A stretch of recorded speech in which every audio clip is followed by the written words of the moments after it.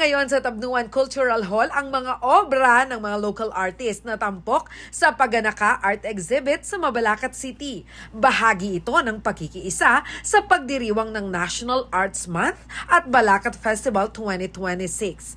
Pinangunahan ni Mayor Jald Aquino at Vice Mayor Jun Castro ang pagbubukas ng exhibit nitong February 20. Yung kultura at kasaysayan ng ating syudad ay makikita natin sa pamamagitan ng mga paintings, yung mga kumuha ng mga drawings na ito na nagpapakita kung ano tayo dito sa syudad na Mabalacat. Ipinarada ang halos 40 obra ng 14 na kabalan artist mula sa Sining Mabalacat, Sibol ng Kalalangan at Mabalacat Arts Collective.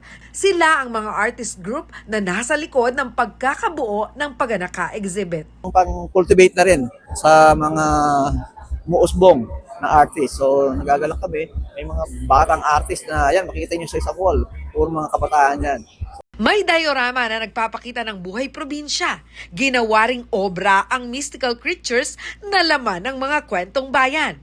Agaw pansin ang makukulay na paintings at iba pang obra na nagpapakita hindi lamang sa husay ng mga artist, kundi ang kanilang malalim na pagpapahalaga sa kultura. Napakahalaga po na sa pamamagitan ng mga trabahong ito, mga paintings, sculpture, photos, mabalikdan yung kasaysayan ng isang lugar. In this case, ang mahal naming bayang Mabalacat. So ang mga photos dito, nandito na yung mga urban legends, mga kwentong sa kalsada, at of course yung mga realidad na nangyari sa mga nakalipas na taon. Anything about Mabalacat, yung kakatamong sculpture, letrasi figuras, painting the anak, painting the seniors, all about Mabalacat po. Itang paigit din anak kanita, malyaring akit din ni Kenny. Plano umano ng administrasyon ni Mayor Jald Aquino ang pagbuo ng Arts and Culture Council sa syudad, katuwang ang sangguniang panlunsod upang maging tuloy-tuloy ang suporta ng lungsod sa mga alagad ng sining. Gagawin nating ordinansa yan at and providing funds thereof. Isasama po natin sa sa committee hearing kapag na-agenda na po yung institutionalizing the arts and culture in Mabalacat. Ayan, nag-commit na po sila para ma-institutionalize yung Arts and Culture Council. So malaking bagay po ito para ma-sustain yung pag-develop ng mga artists natin.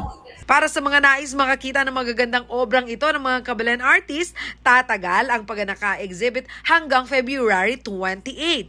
Libre at walang bayad ang entrance, kaya naman inaanyayahan ang mga Mabalaqueño, lalo na ang mga gustong maging artist, na suportahan ang aktibidad na ito. Kaya February 28 po, atin tamo pong on the spot painting, naman po competition, on the spot. Mag-drawing lang mo po, invited na po rin anak, ang po rin alibang biyasang mag-drawing, o rin biyasa mag-drawing, supportan nila, sopan nila, na makiabela po king on the spot painting. Ako si Jana Lumbang Parungaw para sa Balitang Balita.